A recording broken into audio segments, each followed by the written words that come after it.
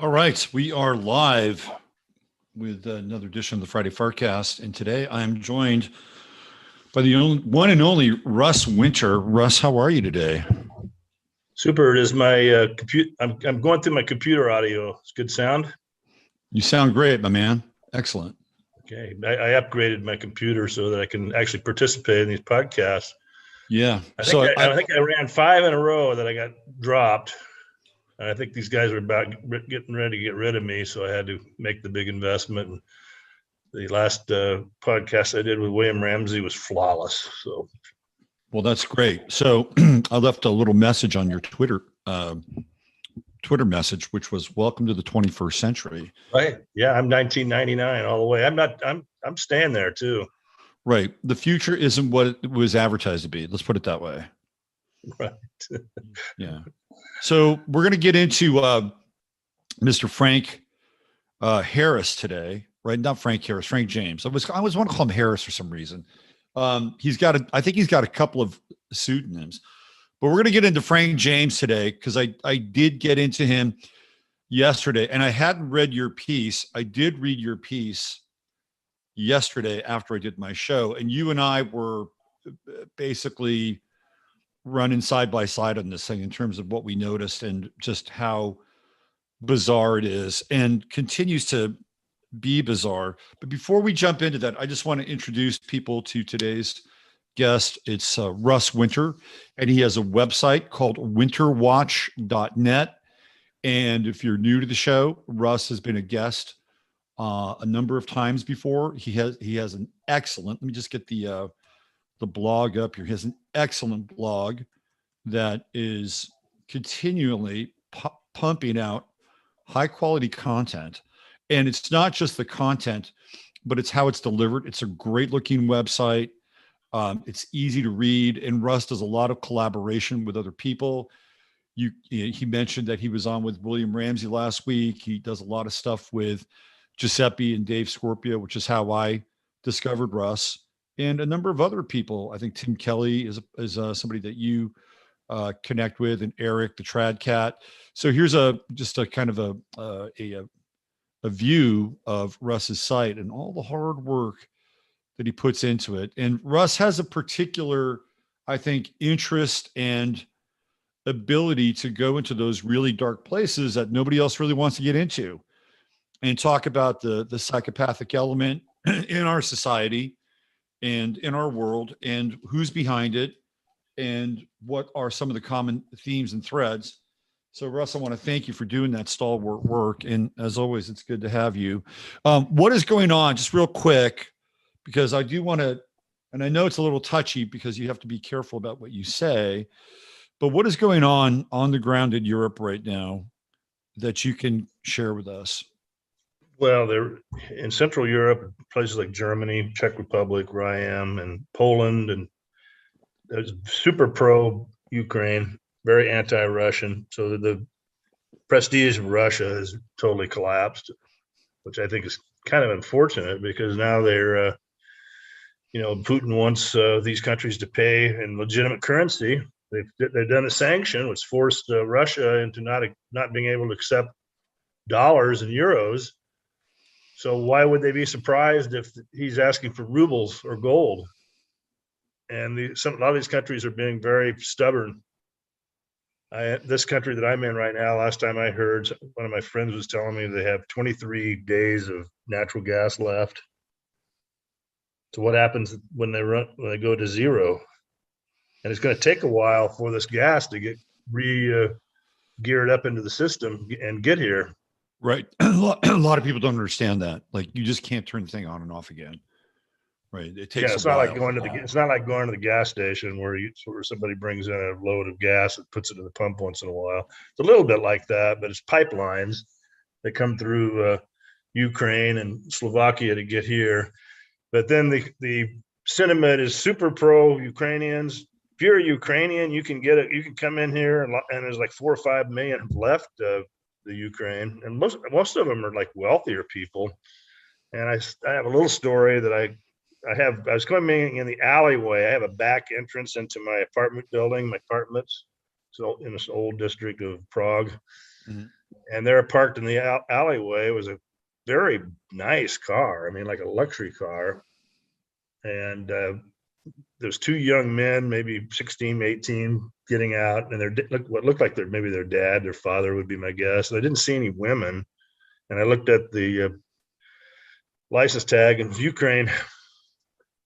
And the story is that there's like 200,000, $250,000 in the Czech Republic, 2 million in Poland, and they can get a 1-year residence permit and stay here. So it's just, I mean, it's not the worst thing that's happened to Europe. It's not quite like having the Africa and Middle East swarming over here, because the Ukrainians are pretty good people, but it'll hit the economy here. Running out of gas, we're running out of natural gas, energy, food, and having extra load of what I would call wealthy refugees.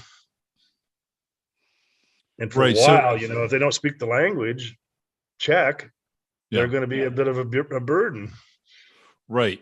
So Russ currently lives in Prague, Czechoslovakia, and this is where these immigrants are starting to show up. Let me ask you a question.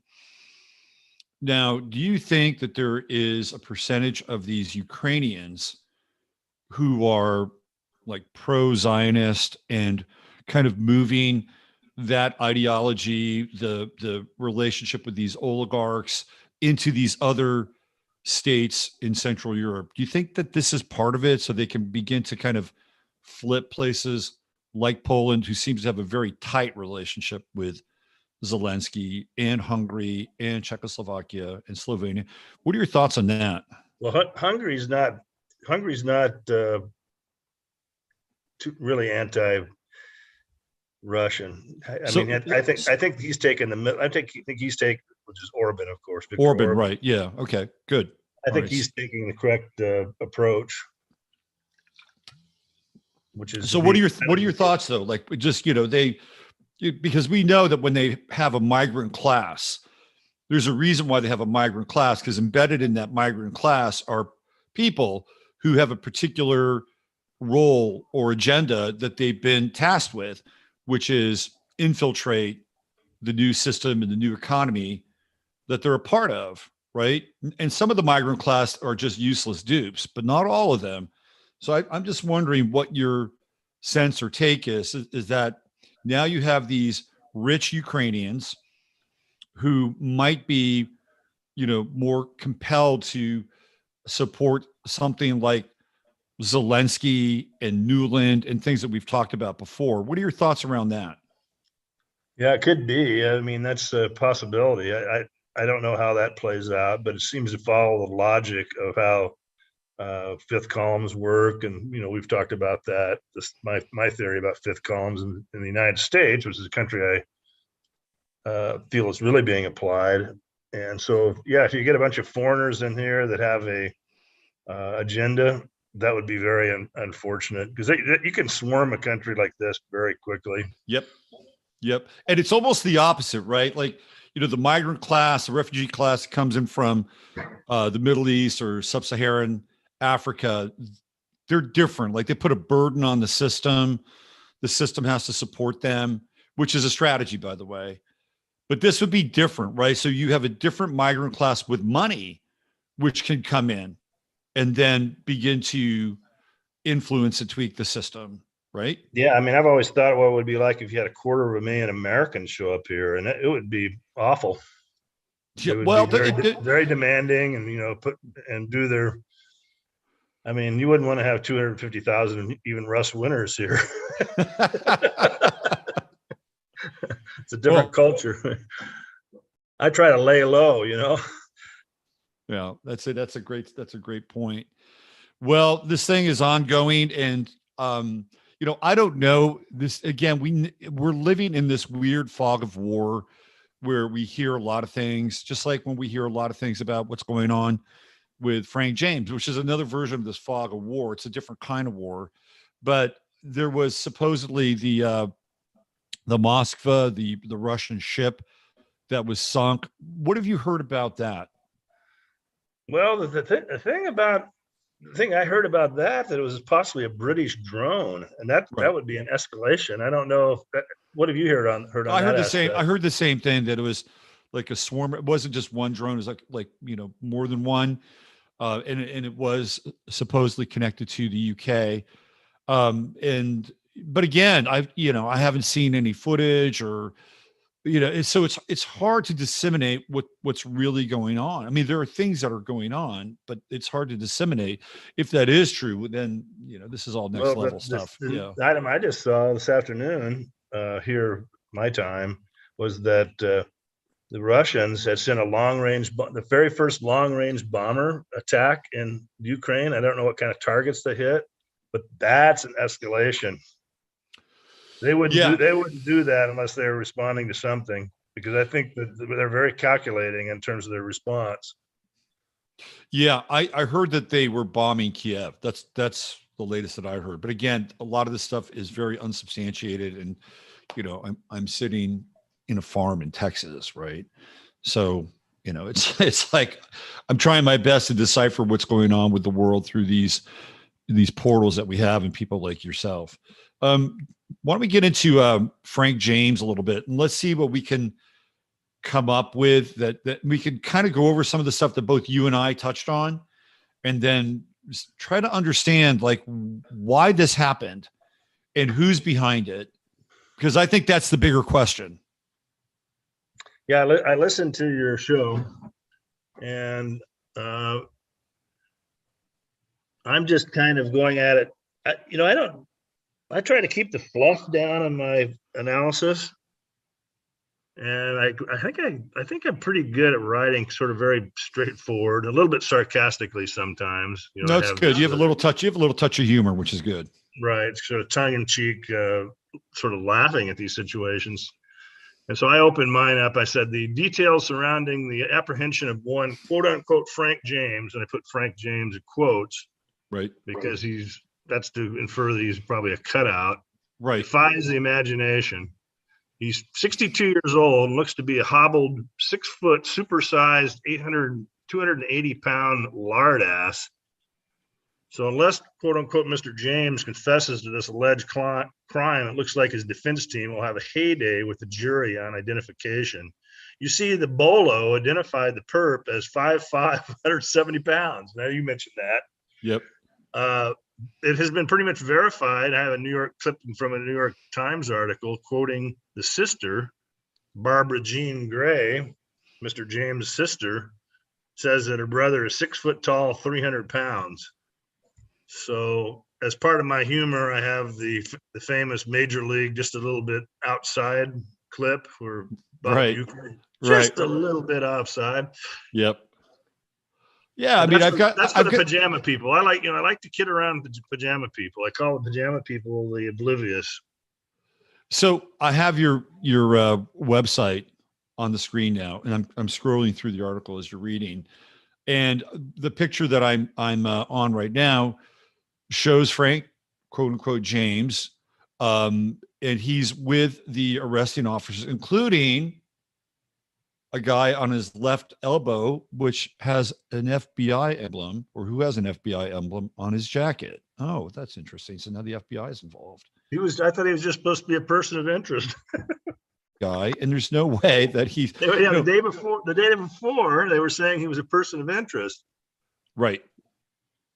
And based on everything that I've seen, I'm not part of the investigation, but they didn't have any. They had, of course, the CCTV cameras, the surveillance cameras at that specific 36th Street subway were not working, which is just classic nonsense. Right. And so really, I mean, what's the evidence that this guy was even there? Figuratively and literally. Well, there is none. It's all vaguely circumstantial. They have the one video clip is some guy waddling down the street with a one of those orange emergency workers vests. He's also wearing a gas mask. Well, at the meeting at the conference they had 4 hours after the event, they said he was wearing a green vest, so they can't even make up their mind on the clothing he's wearing. Right. But there is that weird little clip where this dude is supposedly this dude, and he's waddling down the sidewalk on his way to the subway. But again, that could be anybody. Exactly. Right? Exactly. There's it'd be very easy to stage him because he's wearing a mask. He's waddling. He doesn't look, he doesn't look like the guy that's going to run in there and make a run for it. I'm not very clear exactly how he pulled this thing off in the subways. First, they said he was standing on a platform and waited for the door about to close, threw the canister or the smoke bombs in and opened fire. That's an awful lot of multitasking for a big lard ass. Well, then they said he was actually on the subway, right? Right. You're right. Then they changed it to that. Right. And he's handling smoke bombs. He's handling weapons. He's, I don't know. He didn't even have a knife or something. Yeah. And then of course there's the leave behind, and the leave behind, he leaves everything behind. He leaves a gun. And this is an important part and something that I talked about, is that they stressed that he left 3 Glock 9mm extended clips. Okay. They said that like 3 times in the story. Well, why are they saying that? Because they want to get rid of the extended clips. And they're like, okay, let's get out. Let's go after the Glock 9s. Right. I could see where after the guys use the clips up, where he might leave those behind. But he leaves the gun. The gun is registered to him, by the way. Right. Right. And this guy's been on the terrorist list for until 2019. Well, and by the way, he's a felon. And if you're a felon, you cannot own a handgun. So how does a felon get a registered handgun? Here we go. Here's another question that nobody's really asking. I think their argument is they're going to say that he's bought it in more liberal states, I guess. And it doesn't matter. It doesn't matter. If you are a felon, this is on the national database. If you're a felon, you cannot own a handgun. Now, you could buy an illegal handgun, but you can't get an okay through the gun registry. There's a process, right? You have to check a box, right? And the box is that you are a convicted felon. Well, if you check that and you go and have complete the process, you'll be rejected. Now, if you don't check the box and it is your real name and you have all the real identification that's on there, you will come up because you're part of a registry. And from what I understand, the FBI will be at that gun seller within 15 minutes because they're trying to sell a legal firearm to somebody who cannot possess one. So that is just a big red flag. How does a guy, because you've seen the pictures of him in an orange jumpsuit because he was incarcerated.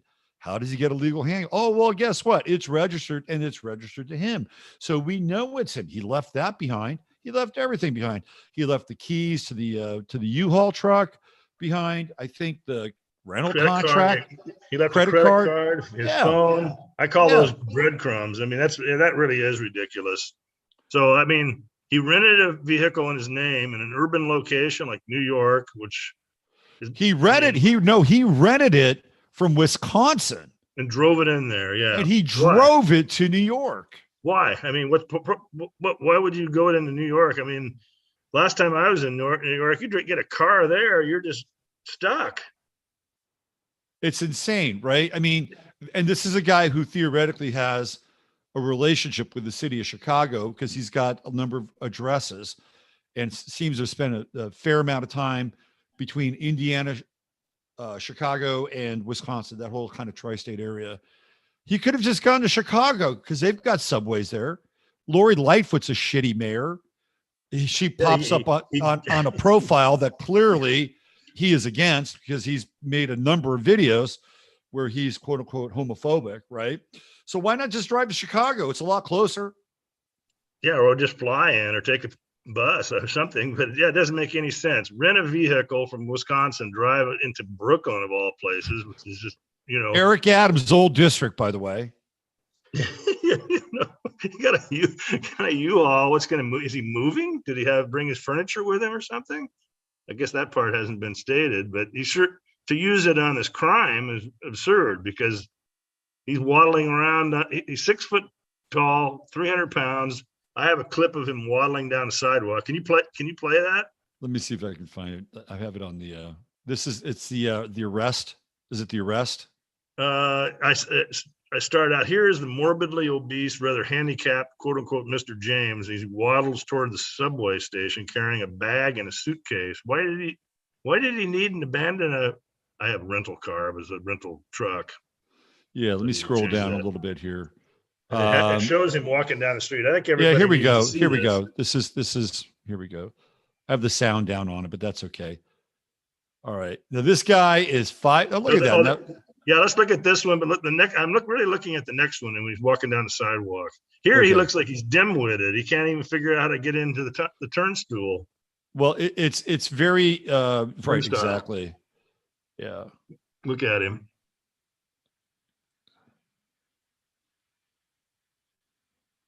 And again, it's very dubious. It's like, is this the guy? Now he's got a lazy left eye.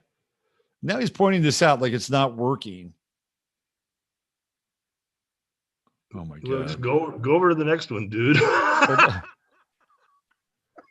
He looks like a pumpkin. What a ridiculous thing. Yeah. And there's no identifying features. You don't know who that is. Exactly. Okay. Then the one right below that I think is worth watching, just so you can kind of get. All right. Let's get to that one. What kind of tremendous physical ability he has to carry out this crime and multitask and. Oh yeah, this is the one. This is the clip that I was referring to. Here we go. Of course, we have this. He's got a fucking suitcase and a bag. Why? And there's the orange vest, not green, like they keep saying. He's kind of limping a little bit. He's 62 years old. He's not in great shape. Well, if this is even him, right? I mean, we don't even know if this is him because it's just so utterly bizarre. Let me go back to your article. Amy, where are you here? Now, by the way, when he goes into the subway entrance, this is at 6:15 in the morning.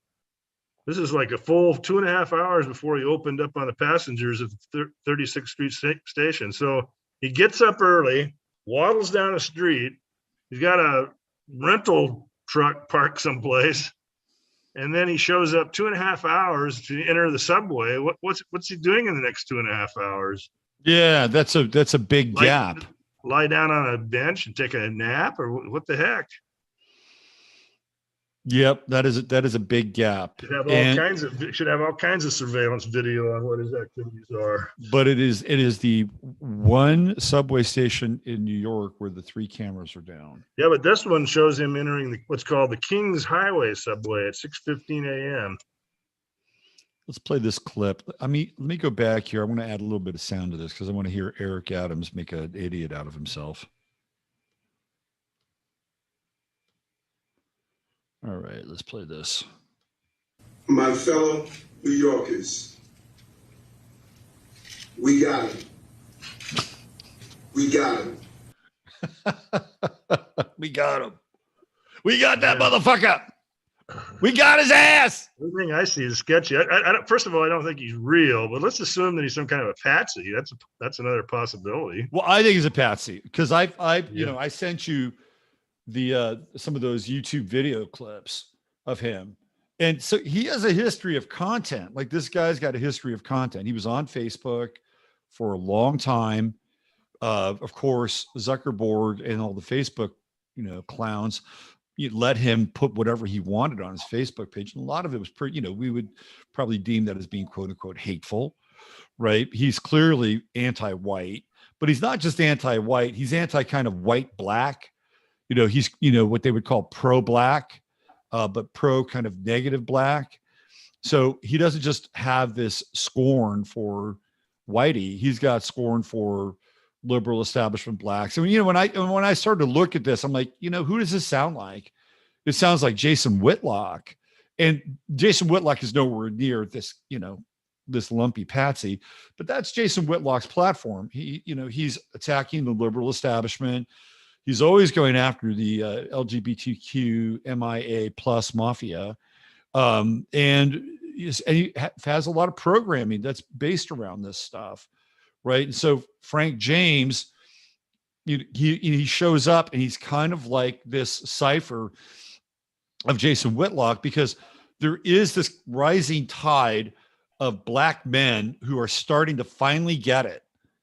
And they're like, we're being screwed over here, and we need to, have a stronger voice and start to speak out against this stuff.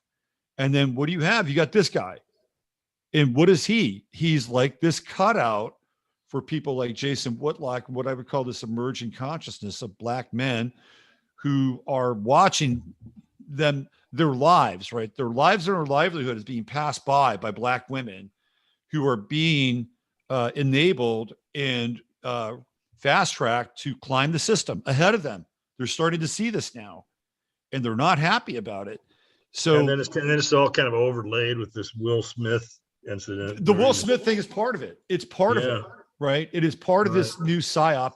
And then you have this clown, Eric Adams. You know who it reminds me of? Did you ever see The Fifth Element? Did you ever see The Fifth Element with Bruce Willis? No. So in The Fifth Element, the president of the entire earth is the guy who played Tiny on Fridays, right? He's like this, this big thug who has become the president of Earth. It's kind of this, it's kind of this interesting little joke that it's like the old movie Escape from New York almost. Right. But he plays it very straight, and he plays it very kind of authoritarian in some ways, right? Luc Besson, who's the director, had a very interesting kind of insight into where power was headed in the world, right? By making this guy the president. It's kind of like what Star Trek did when they made Stacey Abrams the president of the earth. Well, they just did that recently in like one of these new Star Trek episodes. So it's an update. Eric Adams reminds me of that character from The Fifth Element. I don't know too much about his background or why he's a big political I do. success. I know. I've dove into him for the last couple of weeks. Yeah, I saw that. I didn't get around to your show on that one, but we had an old saying in Kansas growing up, is that when you saw a turtle on a fence post, and you ask the question, well, how'd that happen? The answer is somebody put him there. It's an old Kansanism. Oh, without a doubt. Maybe that's Texas too, probably. Well, it would fit here because we do have some turtles here. Yeah. So, okay. Adams says that he's going to be tough on crime. Now, this guy, Frank James, actually made a video. This is where it gets really weird because, is he somebody that is a patsy, and a setup for where New York is going? Now, he makes a video that's critical of Eric Adams and calls him out because Eric Adams is going after the homeless, because that's what he's going to do. It's going to be a cosmetic war on crime. Well, what are we going to do? We're going to clean up the streets, and we're going to pick up the homeless, and we're going to get them the hell out of here. It's just this low hanging fruit. And Frank James is basically saying, well, of course, and who are the homeless? Well, it's mostly black people, and mostly black people who are addicted to drugs. But that's true, right? He's not saying anything that's not true. And so he does a bit of a diss video for Eric Adams. And then where does he go? He goes to Brooklyn, where Eric Adams has been the mayor, right? Does he have the wherewithal to understand and know all this? I don't know. But clearly within 48 hours, this is a major win for Eric Adams. We got him. Right? So he's going to turn this into a political victory. Yeah. Another thing that doesn't combine with this Mr. James is that his angst seemed like it was mostly against Whitey. Was that correct? Well, it was whites and white blacks, right? Like he had a special animus reserved. So mixed marriages and things like that. Exactly. So, yes. Okay. Yeah. So he's a kind of a black nationalist. They would call like black truth or black nationalist or pro-black. That's the phrase. Well, he must not be that anti-white, because if you look at I have this clip called the Brooklyn subway shooting, and there's really not too much video of the victims of this thing. I'm going to play it right now. Here we go. And how many white people do you see? I see Asians, Hispanics, blacks, mixed race folks here. A lot of Asians. Yeah, there's a white guy. There's a white woman. Not very many. What's the lady in maroon at 47 seconds? 47 seconds. Can you hear? Can you hear me, Robert? Yeah.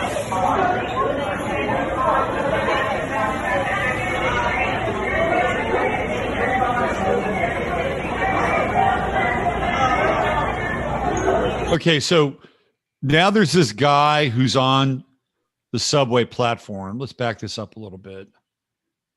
Too bad I can slow this down. If it was on YouTube, I can slow this down. The larger point I'm making, separate from all the little detail you're seeing here, the song and dance, is that we're all the white victims.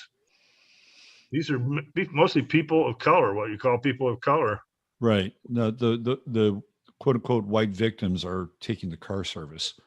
Right. Exactly. Let's see. They're not riding the subway. So it's not a totally illogical target.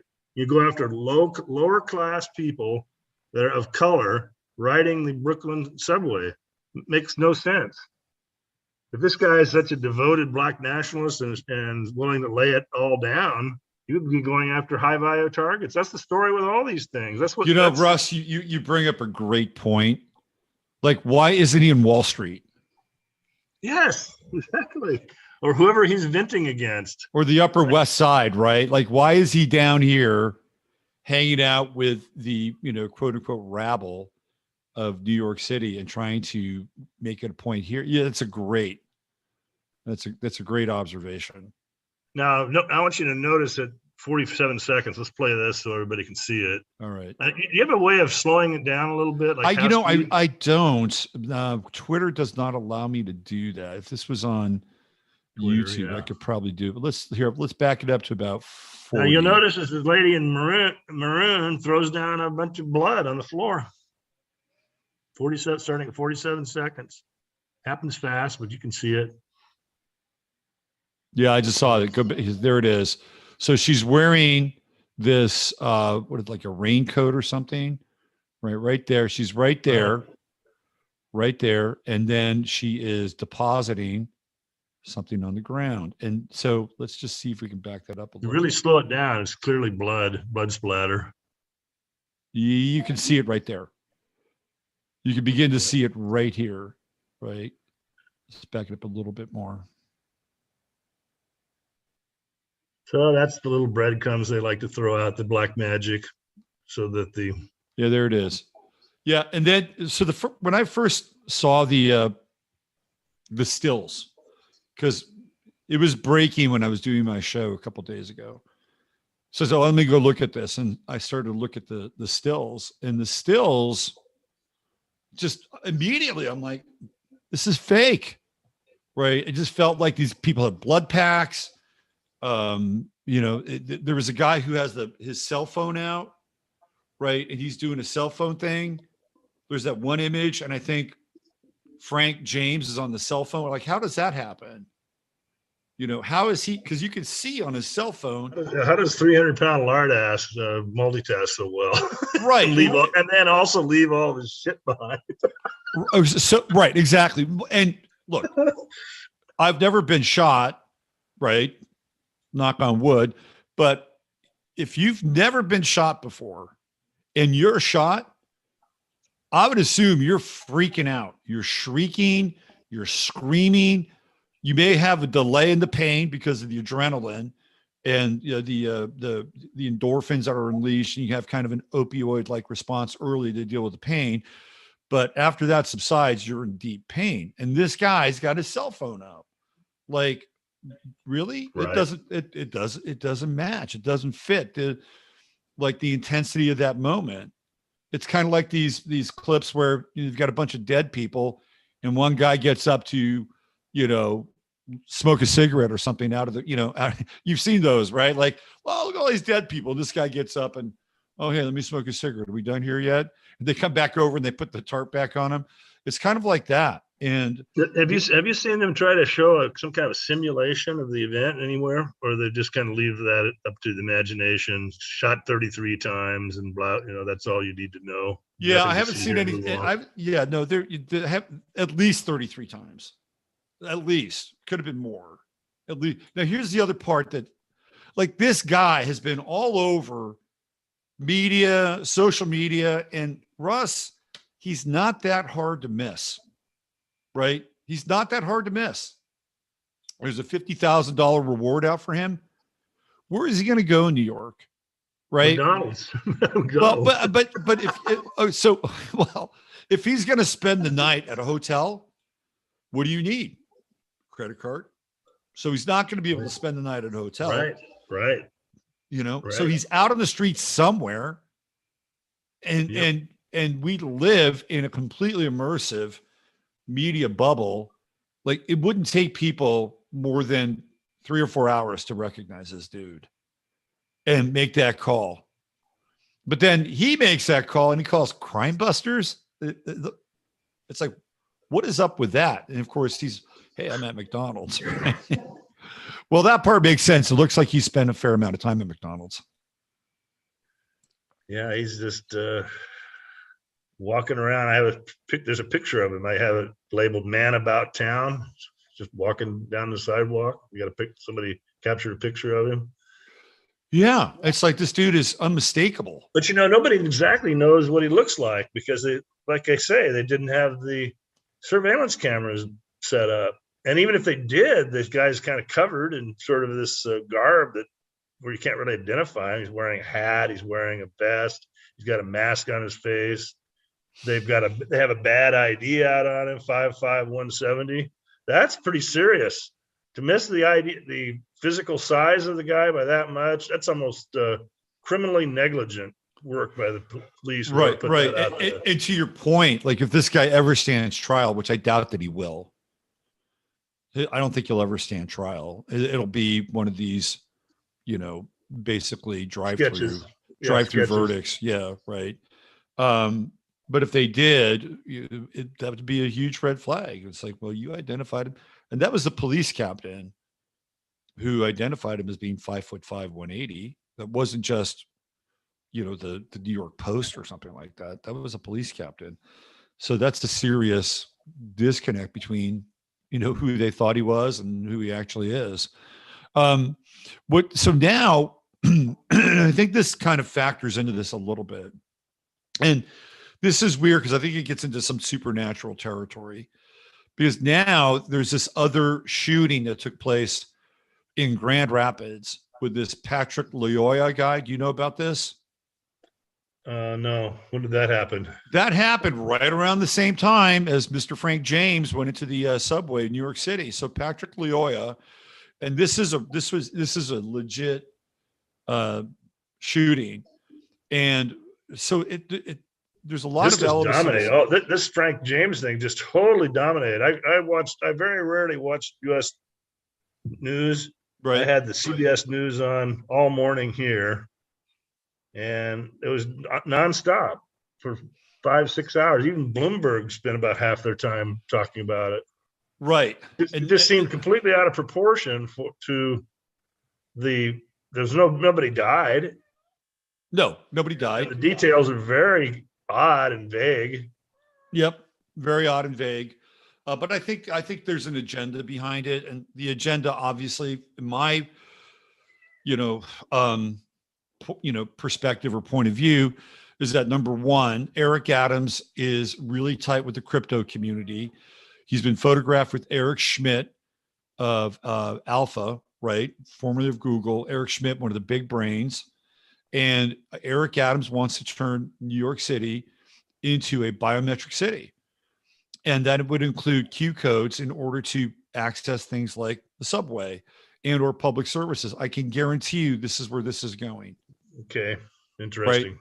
That makes a lot of sense. Yep. And then sort of a big beta test to do it on a large city. Right. Exactly. Like, we can't have this again.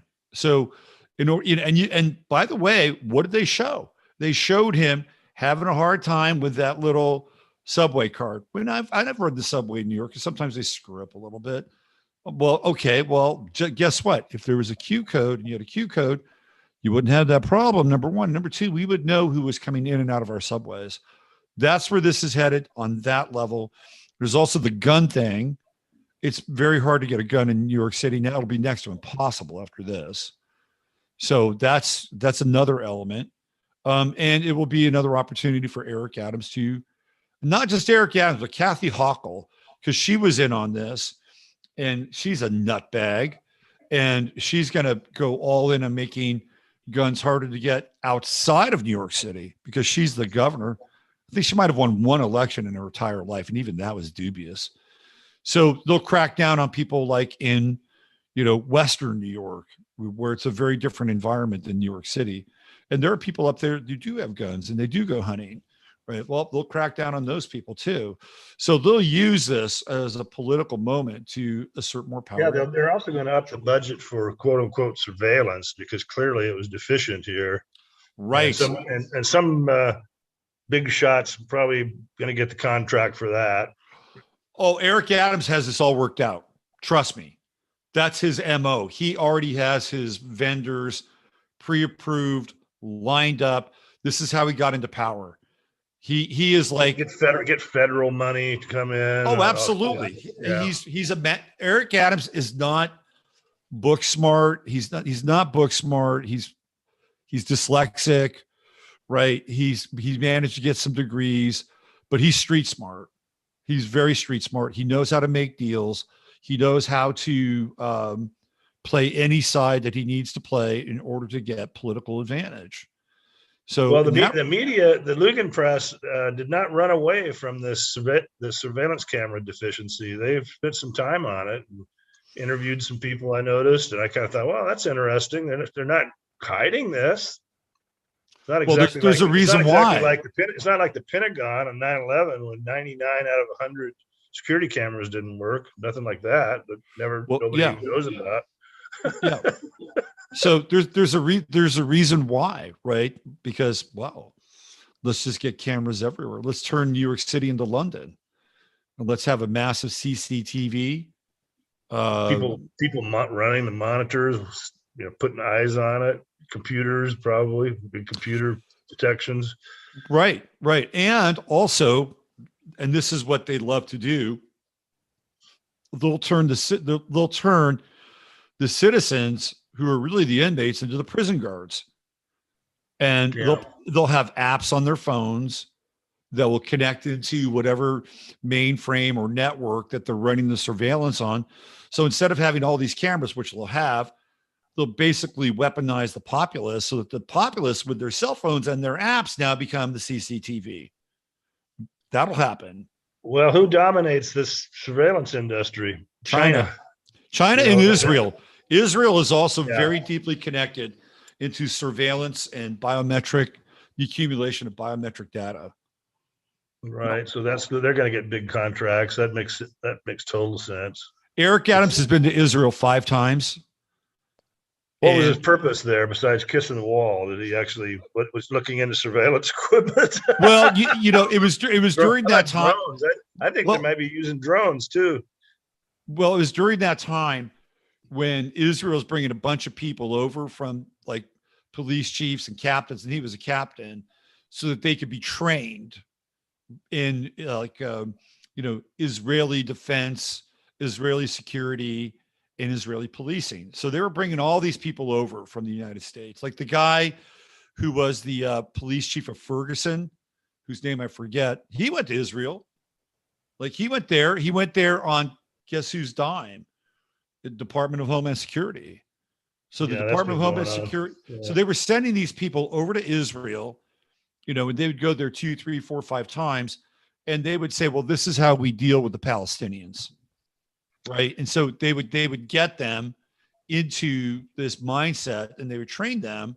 And then they would come back and bring that training into the local police department. And of course, one of the things that they started to also do was to bring in these Krav Maga instructors. And Krav Maga is an Israeli version of Brazilian Jiu-Jitsu.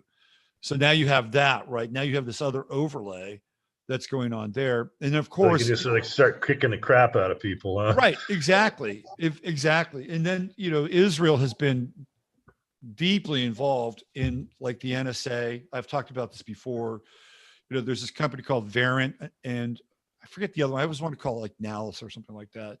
But Verint is one of two companies, I'm not sure if they still are. I bet you they are one of two companies that were essentially running the NSA's surveillance program. Right. So the NSA outsourced their surveillance program to an Israeli company. And this is not uncommon, by the way. So this company, Verint, would basically set up the pipeline and, the fiber optics and all the stuff, right? So the NSA could be watching this video right now, but guess who else is watching this video? Israel's watching this video. So these are. Yeah, I put a paragraph. I'll read this to you because I think it ties into what you're saying about the psychology, the psyop part of it. Yeah. And I say, what we are asked to believe. The Keystone cops were handicapped on this one because, wouldn't you know it, the MTA surveillance cameras weren't working at the subway station involved. That's more Hanlon's razor for the pajama people to grin and bear.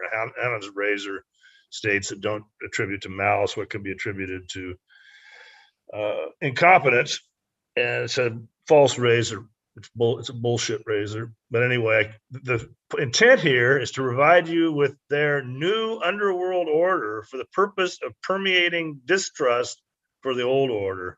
So problem, reaction, solution. Absolutely. 100%. 100%. So, yeah, well, and then if you look at the political topography of mayors throughout the United States, they're not too dissimilar from Eric Adams, right? There's the male version of Eric Adams, and then there's the female version of Eric Adams, whether it's Lori Lightfoot, London Breed, the mayor of Atlanta, the mayor of Washington, D.C., right? So there's a lot of this ties into the releasing of all these criminals. Right. And he was one of them, by the way. He pushed for that? He was one of these people that was released. And so was the guy. Frank, so they're doing a shift. They did problem, reaction, solution. They bring in all these these weak DAs and different law enforcement people in these key cities, beta cities, let's call them. Yes. Release all these criminals and just bring the quality of life down. And New York City's really been one of that. So he basically gets elected as a backlash to that. Is that the way I understand it? No, I don't think he's elected as a backlash to that. He is elected because he's part of it.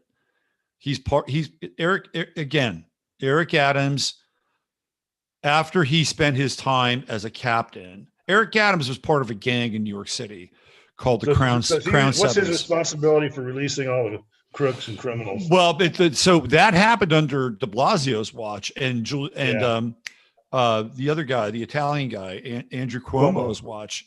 Yeah. So, and they did that across the board. They did it in California. Newsom released a bunch of criminals, and Philadelphia. Yes, Philadelphia. Portland, 3 weeks. 3 weeks ago in Sacramento, they had a big shootout, and there was a legit shootout.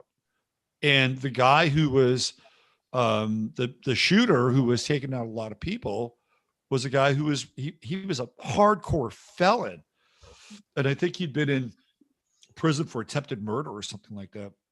What does he do? He gets into a shootout at an event in Sacramento, and it's like, and so initially they're like, oh, guns, man, we got to really crack down on guns. This is terrible. And then and what happened with that shooting is that there was another guy that had the same name, but he was not black. He was white. He kind of looked a little, bikerish or something. So immediately they jumped on this thing as a white hate shooting.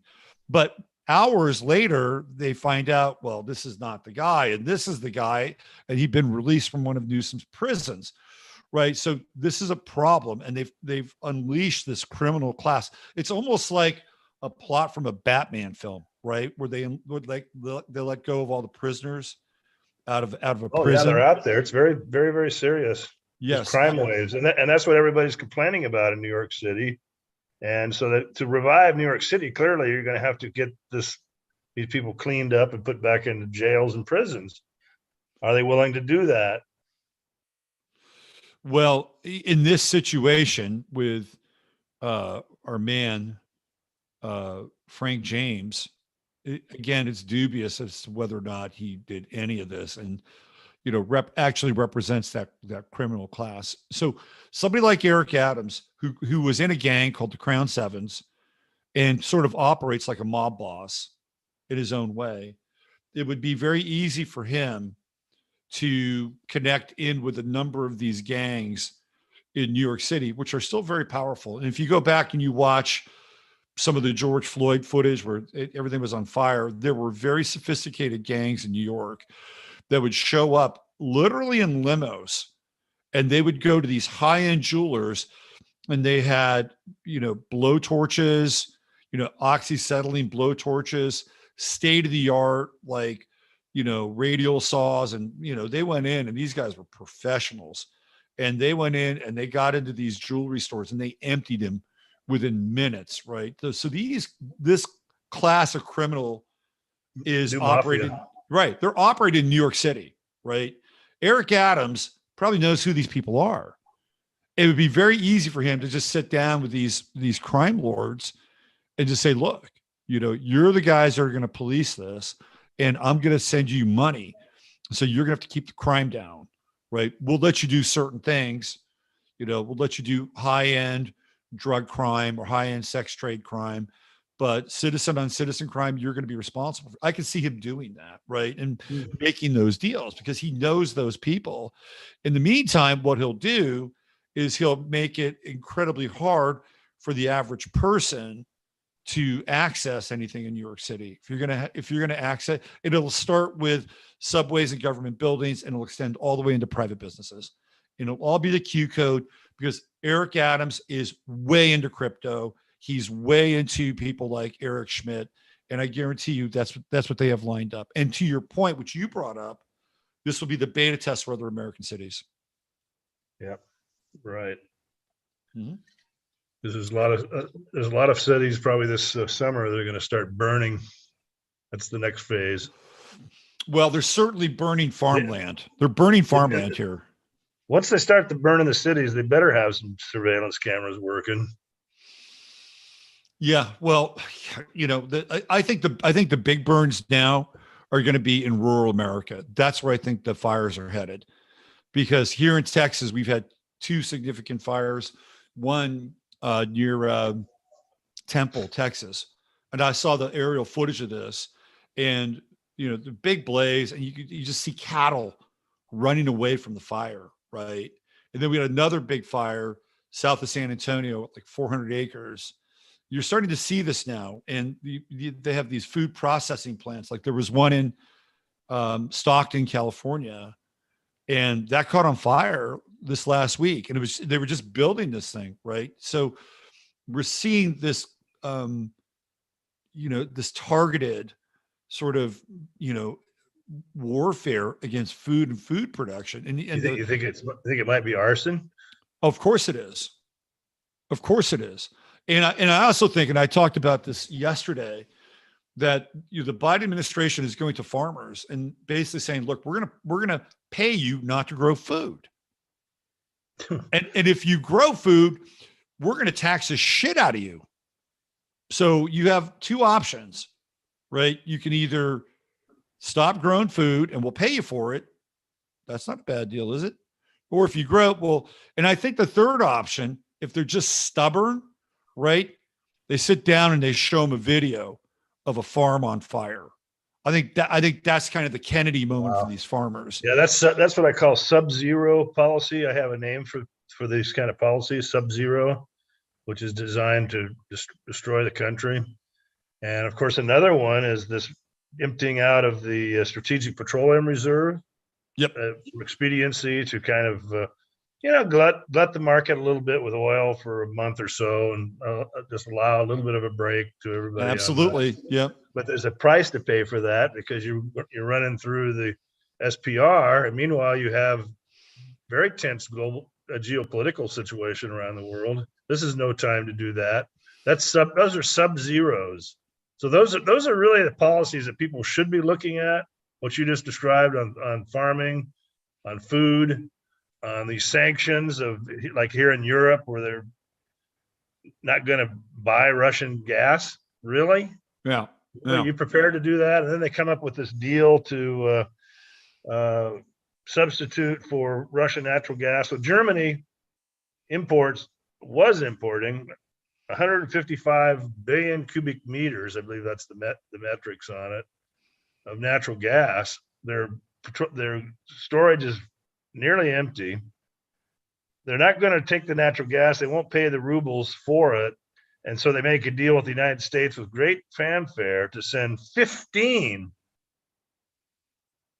billion cubic feet of liquefied natural gas to replace the 155. So the United States gets a little market there, but that's sub-zero policy. At what cost to the people? Right. It's not enough to cover. It's not enough to cover the VIG. Right. So now in Europe, they're going into spring and summer. So the component for heating the homes is going to be, less dependent, right? So they can kind of, get through the spring and the summer with maybe a little bit less. But if this thing continues to go into the fall and the winter, and it's at this level or worse, then I think it's curtains, it's lights out for Europe in that regard, because they won't be able to make it through that winter. Well, they may have to do rationing even this spring and summer. They're that low. They have no room for air, and the rationing is going to be carried out against industry. Right. And that gets people into forced austerity, right? This is what they want to do. They want to get people to become accustomed to austerity, but it's forced austerity. It's not like, hey, look, we're having a really hard time right now. Let's all pull together. Okay, well, I'll sacrifice a little of this because, it'll be, like the war effort in the United States or whatever, right? Back in World War II. But it's forced austerity. I've seen this happen again and again. Right. And again, and it's bullshit. It's total bullshit. Yeah, better get used to it. So, where do we go from here? Because I'd like to think that, that there are solutions to the problems in the world that we're living in, although it's getting harder and harder because the dominant paradigm, keeps defining the rules of engagement with this world. And, you and I have talked about Asha Logos before and, creating kind of a parallel society and parallel systems. Where are you with that these days? I wish I was more knowledgeable and stronger about the counteroffensive. Mostly I kind of focus on what I think people should actually be looking at and have trying to get people away from what I call these flash issues that don't really matter. That was Trump. That's what Trump was all about. They're talking about running him again. Well, that just tells you that the focus is going to be on issues that really aren't critical. Meanwhile, the critical issues of what we just talked about is forced austerity, and people really aren't. Biden, blame it on Putin. That's not very mature leadership. Well, people are, in the States, people are just over Biden, and it's a joke. And he's supposed to be a joke. He's supposed to be a laughingstock. He's supposed to be this daily symbol of incompetence, senility, and demoralization. Well, I think there's a political crisis coming in Europe and the United States. And he's going to have to. He'll go. He has to go. He'll be gone. Joe Biden will be gone. He'll have a Warren G. Harding moment where he has a stroke or something, or they'll say, you're not capable of doing this anymore, and there'll be a cabinet meeting, and maybe before the midterm elections, they could make it look very sympathetic. They could play this to say, great man, great leader. Maybe he overstayed his welcome. Maybe it was a mistake in our political system to get him in there, but we're going to remove him and then honor him. You know, should shower all kinds of honors on him for being a man of courage, a man of conviction who stepped down because he realized that he had Alzheimer's disease. You know, that as a mature leader, and play it that way, and then bring in Kamala Harris, who's a jackal, looks like a jackal, acts like a jackal, a cackling jackal. And you talk about a turtle on a fence post. Yeah. Oh, we've done deep dives on Kamala Harris and how she got into power. So that whole scenario, that's a real political crisis. Oh, it's huge. I mean, theoretically, and people may not want to hear this, but if the system is rigged, and we clearly know that the system is rigged, Kamala Harris could be president of the United States for 10 years. Think about that. Right. Yeah. She could easily win the next election and the election after that, because she would have total puppet. Oh, yeah. That's like, I don't know too much about her husband, but her husband's one of these odd characters. It kind of reminds me of Kushner in the Trump administration. Well, he's part of one of the most powerful law firms on the planet, and he is Jewish. And he's Jewish. So when I say planet, I mean planet, because they have law offices everywhere. It's not just New York or LA. He does live in LA. That's where the office is. So there's your power structure. Once absolutely. So, you know, that's the power behind the throne, is really the first man, as they call him, the first gentleman. You know, people really need to understand that. I don't know too much about that law firm, but having this conversation, I was talking to my colleague, you know, Torchy about it, and she was talking about it. I said, well, we got to research this, because that's the rule. That's going to be ruling the country, this law firm and this husband of hers, because she's not capable of it. No, she's not capable of it. She's not capable of much of anything. Like every time she's gone to represent the country, whatever country she's gone to, she's an embarrassment. And people on her staff, they quit on her because they can't stand being around her. You know, she's petulant. I don't think she's very bright. So she's not very bright. She's petulant. She's spoiled. You're living with, working for a diva, and not a very talented diva. Like, if you're a talented diva, people will put up with your diva shit. But if you're not talented, and people will be screaming for Hillary. Well, Russ, I have this theory that if Hillary, everybody says, well, gee, if Hillary had won, boy, we'd have done this, we'd have done that, we'd have gone to war. It's like, if Hillary had won, the so-called right and the conservatives would have been in full on attack mode with Hillary. And they would have been on the offensive against her. And they could have made her, and people don't remember that if she had won, that the Republicans had taken both the House and the Senate, she would have had at least 2 years of major obstructions, and she could have had an absolutely horrific presidency.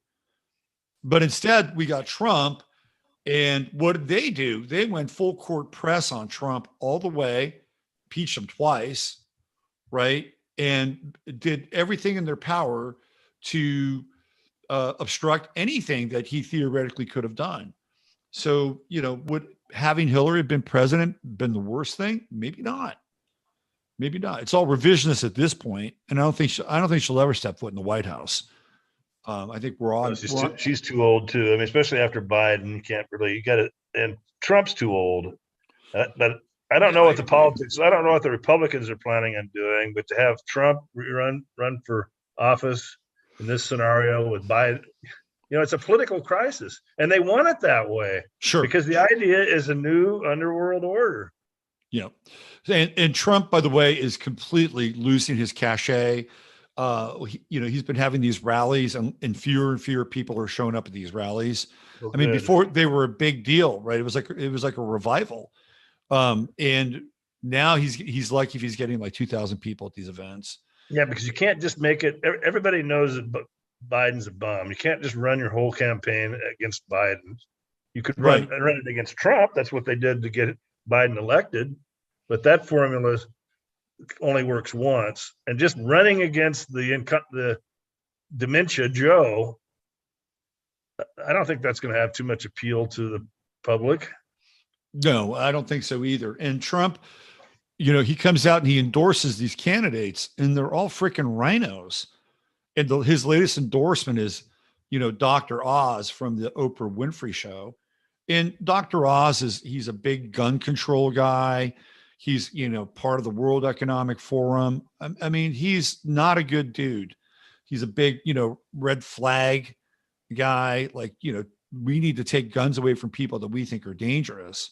And this is the guy that Trump is endorsing. And every time he endorses somebody like this, his credibility actually drops. Like, it drops further and further and further. So by the time we get to 2024, if he's still around and he plans on running and we have elections in 2024, that bus is running on empty. There's nothing there. I guarantee you that. Even the most deficit version of American politics, which probably would be Kamala Harris at that time, I don't think people would really want to line up behind Trump. I think they may want to line up behind a guy like Ron DeSantis, but he went to Yale, right? Probably a skull and bones guy. He's been to Israel a couple of times. He's down in Chabad, America, in Florida, right? So Ron DeSantis everybody loves him, but he's probably bought and sold and paid for it. And in fact, he even, if I'm not mistaken, he even brought Israel into Florida. He brought if I'm not mistaken, he brought the IDF into Florida as like part of NATO or some shit. So Israel actually has an operational facility in Tampa. And then Ron DeSantis was like, good job. Well, most likely they're going to have a caricature of some type that I would almost characterize as the Antichrist. Well, I mean, yeah, we could talk about that. There's plenty of candidates for that. But I think the big savior is really not a savior at all. That seems to be what's ahead. So here's where I think this is all going, right? So Kamala Harris probably, I've said she'll be president. I'll stand by that. I don't think Biden finishes the term, but we're seeing the cultivation of a different kind of character and a different kind of power that operates outside of the political spectrum. And the person that comes to mind that fits that bill is Elon Musk. Now, I'm not an Elon Musk supporter. I think he's kind of a phony, but you can see how he's garnering and generating power with Twitter. He's in the news all the time, right? So he's symbolic of a move towards something outside of the political spectrum. And, then we get into this whole discussion around communitarianism and Musk is he's in that category. And so that's a whole other thing that is developing, right? Like, because this whole governmental stuff, to your point, is collapsing. It's utterly collapsing. So they need to have something new, a new organizing principle for people to be a part of. And so I think it's more of this private class, Elon Musk or Jeff Bezos or a consortium of these people who wind up having more of the power in taking on more of the kind of older political structures, but they're still part of it, right? They're just the newer, shinier. They put a populist veneer on it a little bit. Yeah, it's like the new shiny version of it, right? Oh, look, it's the new shiny version. So I think that's kind of where this is headed. And so money talks in the United States. I mean, it just dominates everything. So unless you're a billionaire, there's no William Jennings Bryans out there. There's nothing like that. There's no possibility. No, you're not going to see somebody who's a populist, a real populist. And I don't think Trump was a real populist, although people did relate to him because he was rough around the edges. But I'm talking about even richer than Trump, because he's kind of almost like a phony rich. Yes, that's true. Yeah. And I'm not even sure how much real money Musk has. I don't. Well, I don't. It's bubble. I- It's bubble money. Yeah. It's Tesla. Who It's played in knows? stock. Who knows, right? I'll tell you who does have a lot of coin is Peter Thiel. Peter Thiel has a lot of money. I think he's a bad actor. I think he is too. He's got a lot. I mean, he claims to be a libertarian and all this shit, but I'm not convinced, right? I think he is a bad actor. He's got a lot of money though, because he was in on a lot of these things very early on. But the people that have money, real, if you make a difference kind of money, they go along with the program, Russ. They can do pump and dumps. I mean, this whole Musk thing. Who knows how much Twitter he bought, or what he bought it for? He bought 10% position. At what price? For how long?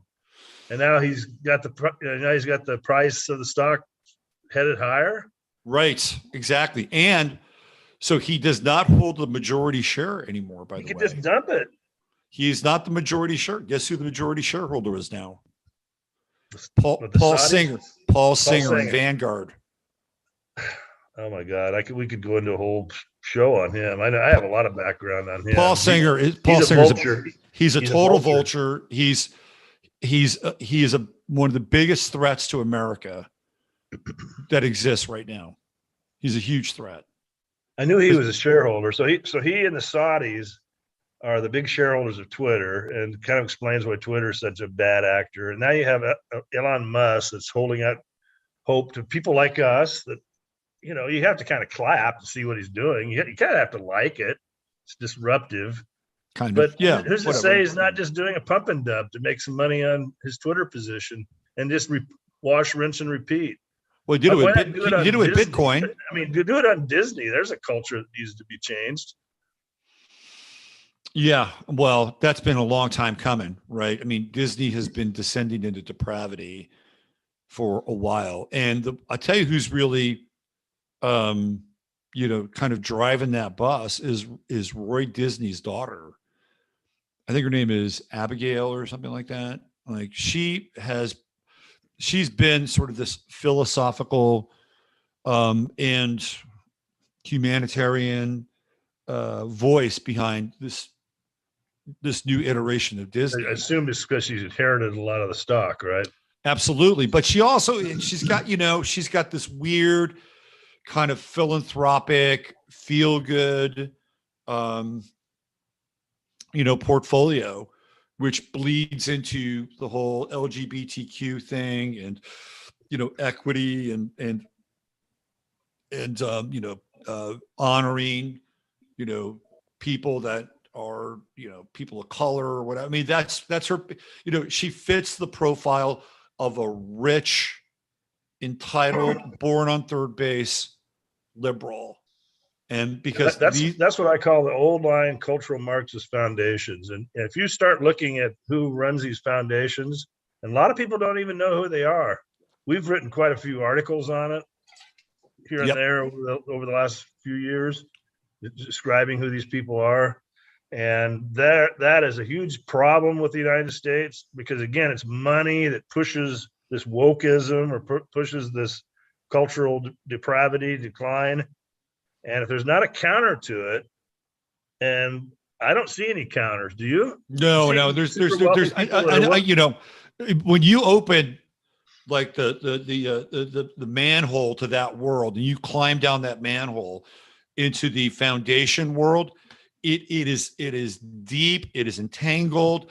They're able to move money through all these different various foundations, right? So it's a big money laundering scam, these foundations, and they're able to use that money for significant influence. And, one of the families that's at the forefront of this foundational world are the Pritzker family out of Chicago. And they are really big behind LGBTQ and transgenderism. And you go down that rabbit hole, and they are investing in research through, guess what? The universities. They're investing in lobbying. They're investing in the media. They're investing in these businesses that are like the support wing of the whole LGBTQ thing, which is like counseling, right? This is a new like occupation. You can get certified in about 18 months to become a transgender counselor, right? And they have these places. They're specially set up so you can take your kid and the counselor knows exactly what to say. They're trained in supporting this young person's dysphoria or gender confusion, support them through that, and then help them in the transition process. And the Pritzkers are behind, not just the Pritzkers, there are other people. Yeah, there's a whole California wing of them. And I just asked the question, how is it even possible that so many of these wealthy foundations types are on board these issues, these woke issues, these transgender issues? How's it even possible? How could you have 100 billionaires and that 70 or 80% of them are all on board this weird shit? How do you even explain that? Yeah. So here's what I think. I think you have to go all the way back to when, who was it? Jacob Schiff met with like Rockefeller and JP Morgan and, the robber barons, right? And the story. Jacob Schiff introduces himself to them and says, I'm a representative of Mr. Rothschild. I'm sure you've heard of him, blah, blah, blah, blah, blah. And they're like, oh, yeah. Well, Mr. Rothschild would like to work with you and would like to enhance your positions on certain things. And basically they said, we're fine. We don't need Mr. Rothschild's help. And then I think it was either the next day or the day after, like their Titanic, their wealth, their wealth through the stock market and various things dropped by about a quarter. Right. Yeah. A lot of control over that kind of stuff. Right. So Schiff came back and said, well, we noticed that you had a little bit of a problem there with your holdings. And he was basically saying, look, if you don't work with us, we're going to continue to do this. We're going to ruin you. Right. And they're like, oh, okay. Well, yeah, thanks. You've made that pretty clear. So we may as well work with you and we'll make more money instead of lose it all. And I think that's what happens, Russ. Yeah, it's the turtle on the fence post. Yeah. Yeah. For all these people. Yeah. They're put there. Yeah. And then maybe somewhere in the back of their mind, it's the political rationale, which is, well, I'll do this, but maybe I can do some good, even though I'm doing a whole lot of bad. And there's only one way to explain this, and it's a grand conspiracy, exactly how you described it in the initial phase. It has to be a super control mechanism. It's no accident that 70 to 80% of the foundations are freaks. It's no accident. That's just not possible. Right. Possible any other way, unless there's the turtle on the fence post analogy, and who put them there. And I think it's who you described. Maybe slightly more complex, but something along that line. It's sort of for a long time, I thought it was kind of like a British deals, Judeo-British, City of London. It's kind of morphed a little bit. The war business is a very important aspect of it. These people seem to be largely neocons. By the way, you guys did a really good show on the neocons. You and that was really good. Yeah, I listened to that. Yeah, I enjoyed doing that with those guys. And again, we're up to our eyeballs in the freaking neocons in Ukraine, and how's that possible? I mean, I kind of get that part of it because it's war business, and war business is highly profitable. And I understand maybe the power, the disposition of that. I'm having a really hard time with the cultural aspect of it, and all these foundations being on board this cultural rot. So overwhelming. It doesn't seem to be anybody decent with a couple $1 billion to weigh in on the other side. How can that even be possible? Yeah, it's so you have like the DeVos family, and the DeVos family, of course, connected to Amway. They have a lot of money. Obviously, they have a shit ton of money. They own, I think, the Orlando Magic basketball team. And supposedly conservative, but where do they weigh in on any of this stuff? You have the Mercer family, who were big backers of Breitbart and Steve Bannon, right? And supposedly conservative, but it's always conservative with ties. But they're neocons, right? Ties to a certain country that they really have a very strong allegiance to, maybe more so than this one. So yeah, I mean the conservative. Who was the other guy? Was what was the guy? He was from California. Philip, I forget his last name now, but he was one of these guys, super rich. I think he spent a lot of time in Colorado. But even like the Walton family, who are freaking, stinking rich, like they have absolutely zero interest. just like Scotch Irish Arkansas, and never really stepped up to the plate for true American values or anything like that. None of it. No. So yeah, there's really very few people that are aligned with the values that we, we think are the values that we should live by, because they're the ones that keep us the most free and have the greatest level of equality and truth and opportunity for people. There's just not that many there who are, and if they are there, they're very quiet, and they probably try to do what they can behind the scenes. But this is an avalanche that we're dealing with now. Yeah. And then on the political side, there's been a lot of people were purged in this sort of pre 9/11 era. The Wellstone, that was an assassination. Oh yeah, for sure. Yeah. John, the Hunt or Hines, I think that was a political assassination. I think that the guy Hale Boggs out there in Alaska, wow, I have a great article on that. Yeah, right. We've talked about the Hale Boggs thing, which is really weird. Really, really, really weird. Yeah, if you want to hear about a weird assassination that nobody knows about, just go to my site, enter Hale Boggs, and look into that story. Very few people have actually read that article, but that was really telling. Right. And the weird thing is, like, Begich, the whole Begich oh my God, yeah. angle. How bizarre is that? No kidding. is what the Congressman Begich, to remind everybody. Did you cover this on your show? I talked about it. Yeah, go ahead, talk about it. Oh, just briefly. Essentially, what happened is Hale Boggs goes out on a camp, Alaska, to campaign for this Congressman Begich, who was a friend of his, and they got on a plane. I think they flew from, where was it, Fairbanks to Anchorage or something like that. I forget which. Right. And they kind of went through this valley and just disappeared. Never found the plane. They never found the plane or the bodies. Well, it turned out that Begich's wife was a girlfriend, was cheating on him, and was a girlfriend of this mafia guy from Arizona. And so they carried out the hit. That's right. They carried out the hit because Nick Begich, the mob was moving in to Alaska to deal cocaine and to have hookers, whatever, for the oil workers, right? So they're building the pipeline. They're like, hey, man, we can make a lot of money selling cocaine to these roughnecks up there and supply them with women. And that's what they were doing. And Nick Begich was not into it. Yeah, he was old school. He kind of he was an old value type of guy. Meanwhile, so that's what we're talking about, the purge. Yeah. His wife is banging this mafia guy who's setting everything up and then getting orders to put a hit out on Nick Begich, and Hale Boggs is part of it. It's just the whole story is bizarre. It's totally bizarre.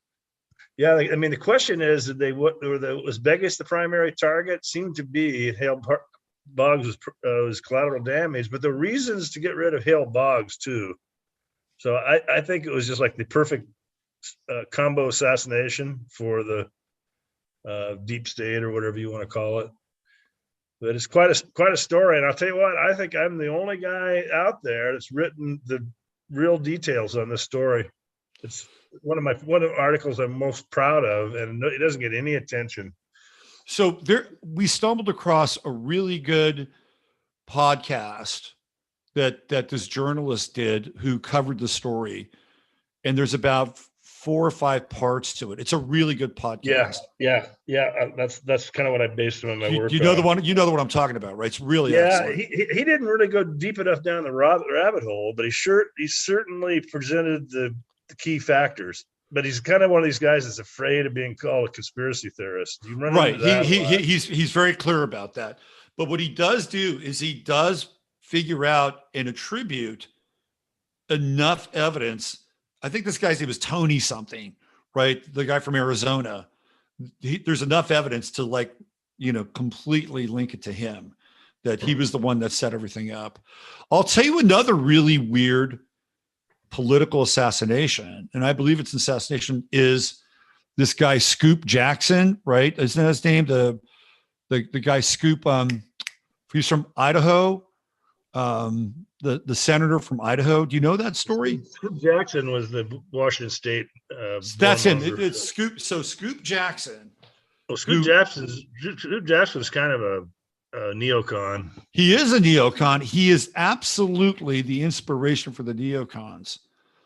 But the Henry M. Scoop Jackson, the way that he died is really bizarre.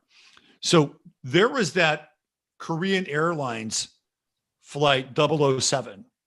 You're thinking of a different guy. Who are you thinking of? No. Scoop Jackson talks about this. He talks about that flight going down. Oh, okay. He gives right. KAL 007, right? Which has the American congressman on there, right. who is, going after the communists. Right. And he's talking about what happened. He suffers a heart attack during the press conference. And I think either later that day or the next day, he's dead. Right. It's the weirdest thing, right? What do you think his connection was to this congressman going down? Well, I think they hit him with a heart attack. He was also on the head of the intelligence committees or foreign policies. He was a very powerful, almost CIA controlled senator. He was one of these. State. He was one of these guys who was like a social dove. Like his social policies were really liberal in a lot of ways. He was an environmental guy, but then he had he's a Zionist. Then he had the whole hawkish thing, right? He was a big hawk, and he ran for president, but he was never very good at running for president. So this is the story here. It says on September 1st, 1983, Jackson died suddenly in Everett of an aortic aneurysm at the age of 71, shortly after giving a news conference condemning the Soviet attack on Korean Airlines Flight 007.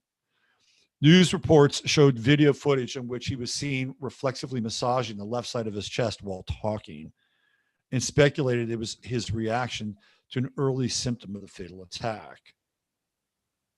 So that happened that day, right? He goes out, he does this press conference. 71 years old. You got the old heart attack gun that they were showing to Congress just a few years before that, right in front of the cameras. Yeah, exactly. Little did they know. Yeah, Larry McDonald was the congressman. Yes, and his middle name was Patton. That'll tell you everything you know about the guy. And he was from Georgia. And there was somebody. The whole thing around that flight too is really weird, because there was another guy who was supposed to be a part of that whole thing, and they wound up taking separate planes. Who was the other? There was the death, right? It was Jesse Helms. So the story is that McDonald was invited to South Korea to attend a celebration on the 30th anniversary of the United States South Korea Mutual Defense Treaty with three fellow members of Congress: Senator Jesse Helms of North Carolina, Steve Sims of Idaho, and Representative Carol Hubbard of Kentucky. Due to bad weather on Sunday, August 28th, 1983, McDonald's flight from Atlanta was diverted to Baltimore. When he finally arrived at JFK Airport in New York, he had missed his connection to South Korea by 2 or 3 minutes.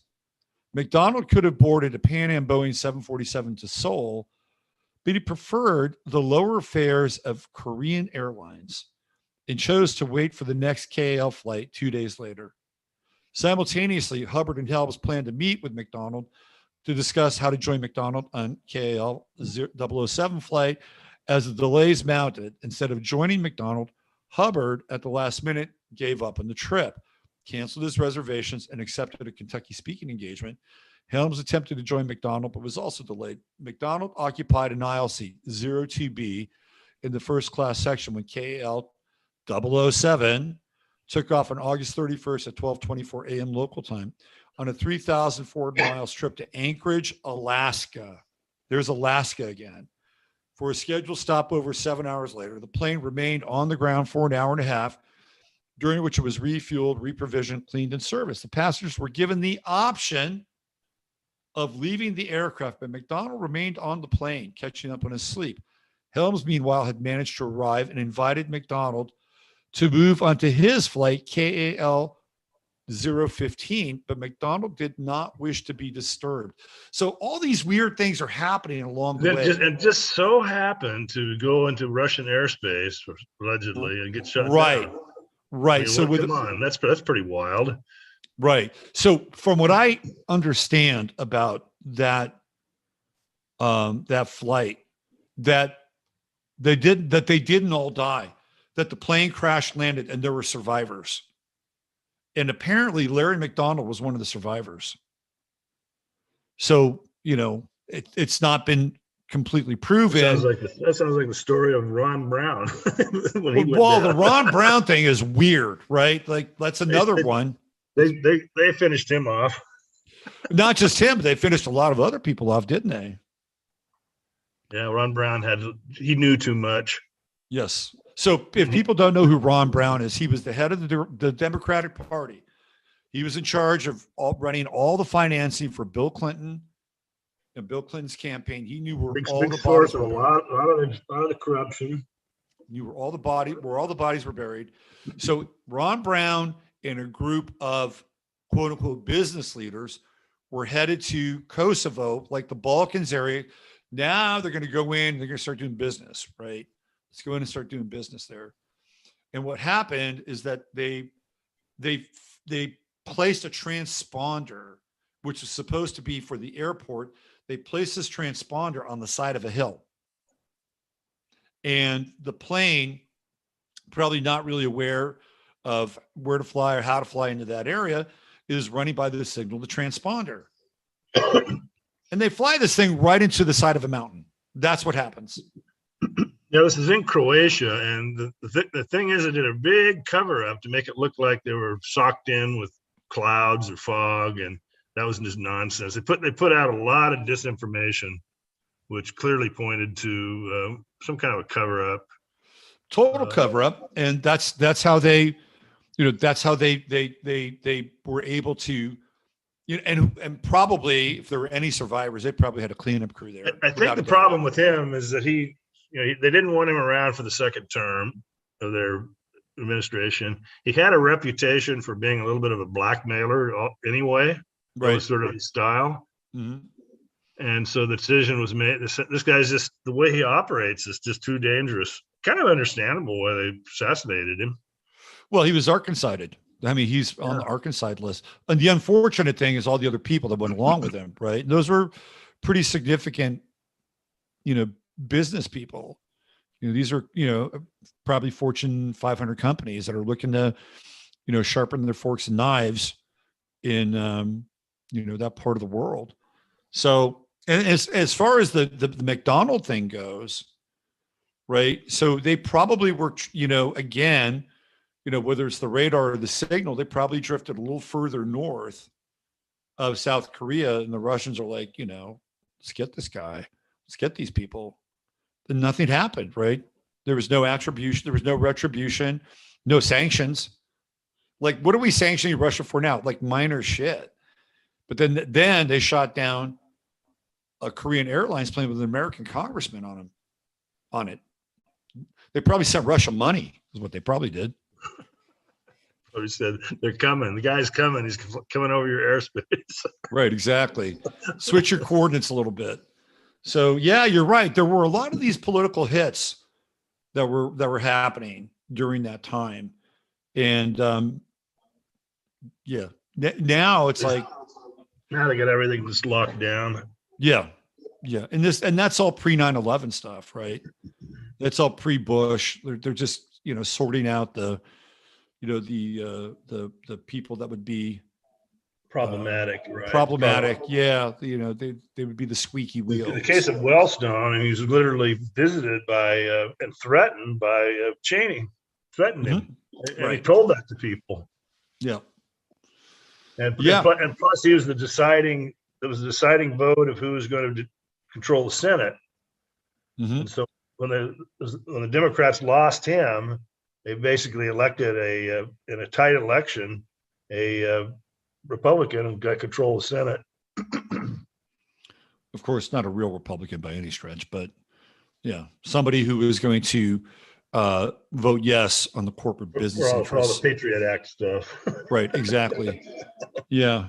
So, we're painting a pretty dark picture here in a lot of ways, but these things have happened and people have to understand. And I think one of the things that you have done and done quite well is, alert people and break down the rise of this, I use the word sociopathic because psychopaths, actually, they've shown that psychopaths will have remorse, right? The psychopaths are obsessed with doing certain things and their behavior is aberrant, but they have shown psychologically, and it's a fine line between a psychopath and a sociopath has no remorse. Like they will do whatever it takes, right? But you've done an incredible job breaking down, how this group of people have risen to power. And we're basically being run by a sociopathic, psychopathic class that is broken down into these mobs. And it's, it's high organized crime. It's white collar crime that will not hesitate to enforce blue collar crime or mafiosa style, hits or whatever needs to happen. So you've done a great job of this, and you've alerted people to the rise of this class who really is ruling this planet. Yeah, I mean, another guy that would have been a problem for him, I think, was John F. Kennedy Jr. I think they assassinated him too. I believe he's dead. I don't think he's around. I think he's dead, but it was an assassination. They took him down. Right. And that was Russ. I know you remember this, but that took place during this really weird time because there was this jet that took off. I forget the name of it, the flight number, but it was an American jet that was hit by a freaking missile. Do you remember that? It was right around that time. And they said that something had happened to it. And then right after that, you have the JFK Jr. plane going down. And it was right around that time. I forget the flight number of that, but there was all these weird things happening with planes, which sort of happen in waves sometimes. But yeah, he would have been problematic and they did take him out. Yeah. And that was right before 9/11 also. So there was a purge, night of the long knives type situation. Yeah. And all happening during the Clinton. And a lot of it was carried out. A lot of it was carried out by Bush for the Bush crew before they even became president. So that's kind of suspicious too, because Clinton was still president. It is a tail end of his administration. Trying to figure what was the date of John F. Kennedy Jr. Let me double check that. He was just weird timing, and it kind of shows the connection between Clinton and Bush. Yes, very much. And it's 1999. I don't have that right. I think it was July 16th, 1999. Right towards the end of the Clinton administration. And Clinton was doing some weird cover-ups on this.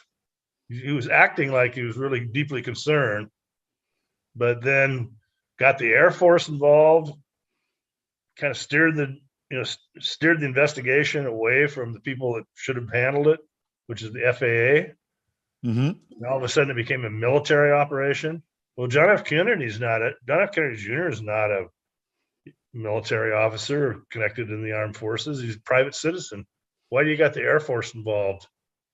And the Air Force really bumbled it and did some odd things, which I go into in the article. The article's name called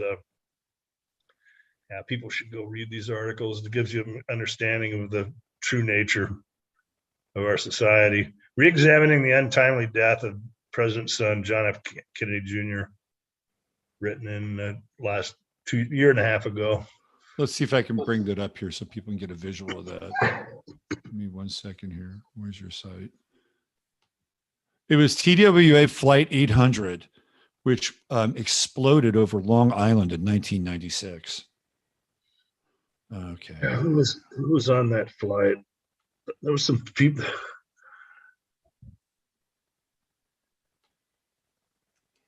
I'm gonna dial this in here for your website. So here's a little on John F. Kennedy Jr. He ran an article in '79 about a conspiracy involving the assassination of Israel's Prime Minister Rabin at the hands of a right-wing fanatic. I have a view on that assassination too, that was faked. That wasn't faked, but the real story was faked. And that's essentially what Kennedy was saying. They were investigating the attempted assassination of George Wallace and the social political forces behind the hit. And so his magazine, George, it had a real conspiratorial tenor to it. Yeah, I think George did dabble into those areas a little bit. By the way, I have a theory that JFK is not John F. Kennedy Jr.'s father. Really? Yeah, my theory is that he's the son of Aristotle Onassis. He's got his looks he's too good looking though. I don't know. Well, so if you see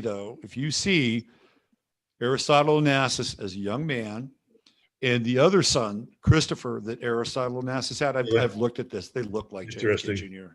Yeah, and so Onassis had a relationship with the Kennedys for a very long time.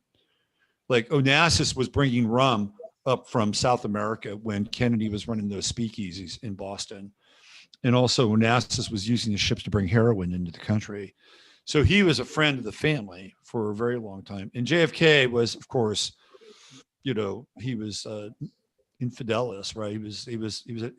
He didn't have any skin in the game with Jackie. He was a philanderer, and Jackie knew this. And so one of the things that she started to do is she had a relationship with Aristotle Onassis before the marriage ended. So I think he's a byproduct of Onassis and Jackie Bouvier, right?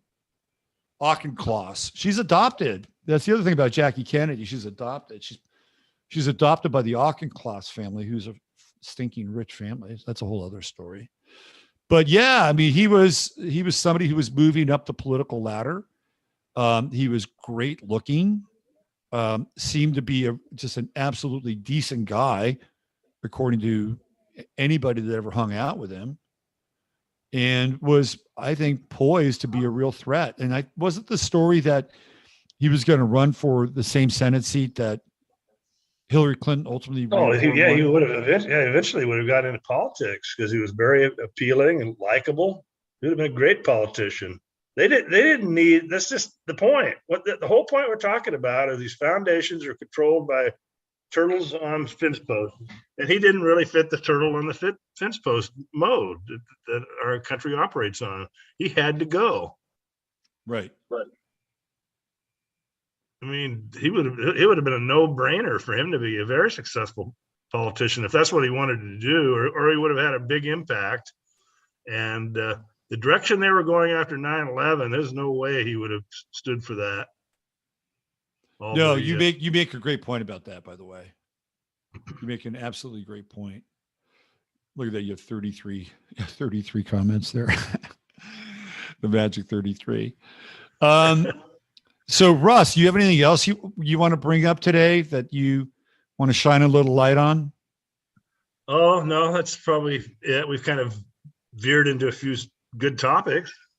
No, it's a great talk. I appreciate it. I think I kind of proposed that we talk about this Jimmy Savile thing a little bit, but maybe we could do that later. It's on Netflix. I would just quickly comment that I wrote an article before on it. The Netflix is worth watching. It's called Jimmy Savile, a British horror story. Mm-hmm. Worth watching. And they do get into how he groomed his victims and set himself up with apartments at these different hospitals and mental institutions and prisons and that he worked with. Mhm. Well, they described that he basically did that to groom young girls. And the Netflix series did a good job of covering that part of it, but they really didn't go down the rabbit hole at all of who he was. He was one of the most despicable humans of the 20th century. I don't think Netflix really went that deep because it would point to some of Savile's friends in high places. Yeah. And I happen to believe that Britain is really dominated by what's called the pedocracy. So do you know who Frank Bruno is? Yeah, I mean, Frank Bruno is a kind of a guy, an acquaintance of Jimmy Savile, and he takes him out to Broadmoor and introduces him to the Yorkshire Ripper. What's the guy's name? The Yorkshire Ripper? Yeah, I don't know him by name, but have you seen the video where they're doing like the Frank Bruno "This Is Your Life" thing? Have you seen that video? No. All right, I'm going to tee it up. Frank Bruno wasn't very happy with this little introduction. Let me. So I'm going to find this thing. It's pretty easy to find. The guy he introduced him to was Peter Sutcliffe, the Yorkshire Ripper. Oh, right, Peter Sutcliffe. Yes. Yeah, that's right. Boxing legend Frank Bruno describes how Savile vindictively tricked him into being photographed shaking hands with Peter Sutcliffe. I have the picture in my article. So it's a 4-minute video. I'm going to play this video because Russ, I think you would find it very intriguing and entertaining. We could go all night on this stuff. Let me just play this video though, because I brought it up. Anybody want to stay up all night going over this stuff? Because I played this video before. It is completely bizarre. Phil Collins is in this video. Okay. And this is here's Frank Bruno. He was a boxer. Wasn't he on the one of the Wings, Paul McCartney Wings album covers? I think he might have been. Anyway, this is Frank Bruno. He's a heavyweight boxing champ in England, and he's being honored here by this guy, Frankie Starr. I think that's his name. So watch what happens. This is really strange. His sparring partner, of course, Freddie Starr. Freddie Starr.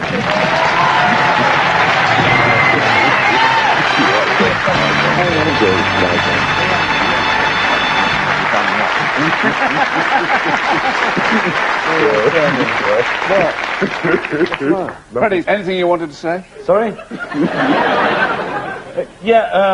Frank is one of the most hardest people to sort of buy a present for. No. You bought me one, though. Yeah, I did. I did, yes, I did, for Christmas. And you remember, it was a Black & Decker. Don't talk about that. Pass on that, Freddie. Okay, Freddie, cool down. All right, then. Calm down. No, but it broke down. The Black & Decker? Yeah, it broke down. It was all right on holiday, though. I know. It turned on, mate. Is this a private joke or something? Yes, it's a private joke, but what I'm saying is that I've come along here this evening to pay to a great man.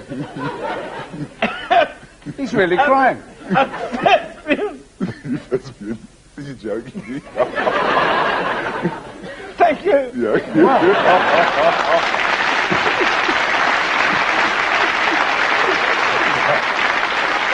Tom Chebier is here representing the Prince's Trust, for which Frank is an official ambassador, and you have another letter. Frank, I've brought you a letter this evening from the Prince of Wales, which I'm just going to read out at his request. Dear Frank, I'm sorry I can't be with you in person this evening to give you a terrible shock and probably embarrass you dreadfully, but I did want to add my congratulations to this well-deserved tribute. I would particularly like to thank you, Frank, for all the hard work you put in on behalf of the Prince's Trust. You've been an inspiration to many thousands of young people who have seen in you someone who from very modest beginnings has achieved great things. I can only salute you and give you my warmest best wishes. Yours most sincerely, Charles. Thank you, Tom Chebier.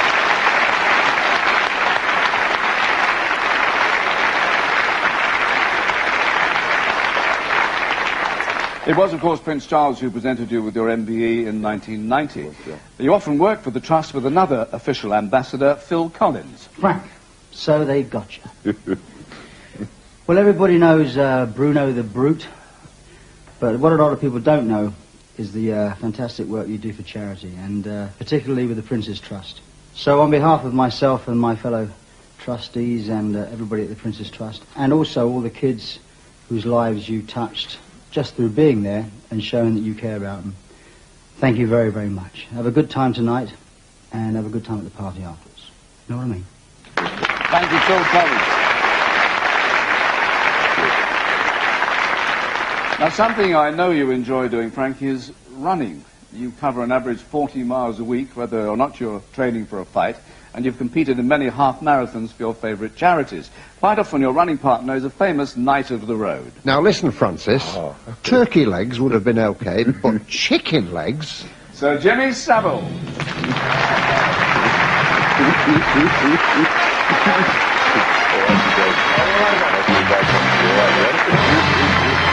All right. So did you see how Phil Collins was talking to him? Yeah. Like all the children you touched. And Fred is good buddy Savile. By the way, when you look at Frank Bruno, he is like uncomfortable. Like you can just see as soon as Phil Collins pops up there, he is uncomfortable. Like, what is this guy going to say? Right. Phil Collins, by the way, is a very high ranking Mason. So he's well, if you notice how Savile operated through his 30, 40 years in the public eye, he was just right out in the open. Right. He would talk about, my case comes up on Thursday. That was one of his favorite jokes. He says, I'm feared by every girls' school in the country. He says, yeah, I still wrestle. I'm feared by every girls' school in the country. He would show up and just have an apartment like in Broadmoor, where we're talking about here, mm-hmm. and would fraternize with the women prisoners. I mean, women prisoners in Broadmoor probably loved it. I mean, it was a chance for them to get out of confinement and have a little fun with Savile. So he kind of took advantage of that situation. But what he really did was went to the young girls' prisons where he was involved, and we get 13, 14-year-olds and have at it with them, just right out in the open, and didn't try to cover it up at all. This classic, what I would call classic pajama person behavior. Yeah, yeah, and of course the darkest sort of story that comes out of Savile world is that he actually would have sex with cadavers. Right. Yeah, he liked to collect eyeballs or different not fake eyeballs, but artificial eyeballs, pop them out of people's heads. I mean, he has a ring. You can see a ring in this picture down in the article where he's got an eyeball ring. Yeah, there's a whole cult around that stuff too. And so then you get to wonder, like, what was going on with Frank Bruno and why was he? That's a pretty important event, right? You got the prince is sending a representative there, and you've got this very formal letter, and he's a knight of the realm. Like, what were they doing with Frank Bruno? And it's clear I think Frank Bruno was pissed off about being introduced to Peter Sutcliffe. I don't think he appreciated that at all. But it sounds like he got over it, because there he is with Savile at this awards. This is your life.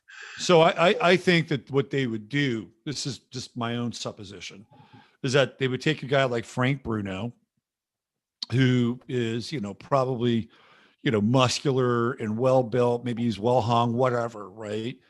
And turn him loose on like a 12 or 13-year-old girl or something like that. And they all sit around and watch it. And they videotape it. Like it's a big deal for them, right? Like they turn him into this fetish. Because clearly, what else does he have going on there? And that whole exchange with him and Freddie Starr, Black and Decker, like, what is that all about? And he's like, don't go there. And It's all very coded. Yeah, Black Right. and Decker. That's like a tool. Exactly. Exactly. And it's like, it's all very weird. Some kind of sexual reference. It's some kind of sexual reference. Absolutely. I mean, I watched that thing and I just want to take a shower after I watch that. So that gets that's typical of Britain. That's typical of Britain. I'm sorry to say that. If any British are listening there, you need to start reflecting on who's running your country, because that's the crowd right there. It's a variation of Epstein. Yeah, they've been doing this all the way back to the Hellfire Club. I mean, it goes all the way back to that particular house where they found all those bodies beneath the house when they were renovating it. All these young bodies, like hundreds of bodies, right? That's where the Hellfire Club had its parties, and of course Ben Franklin was a part of that mess as well. So it goes all the way back there, and Jack the Ripper is supposedly part of the Hellfire Club as well. So wow, Russ, we've traveled and covered a lot of ground today. Yeah, super. Yeah. So anything? I don't even have any more articles to discuss. No, just kidding. So what are you working on next? Oh, I don't know. I'm not quite as engaged as I have been. I have a little bit of eyesight problems. So it's a little harder for me to get on the computer. I mean, there was a time like a couple of years ago where I would just spend hours on end just diving through material, writing. Yeah. And I can't really do that anymore. I've got this new computer I can see a little better, so maybe I can kind of revive it.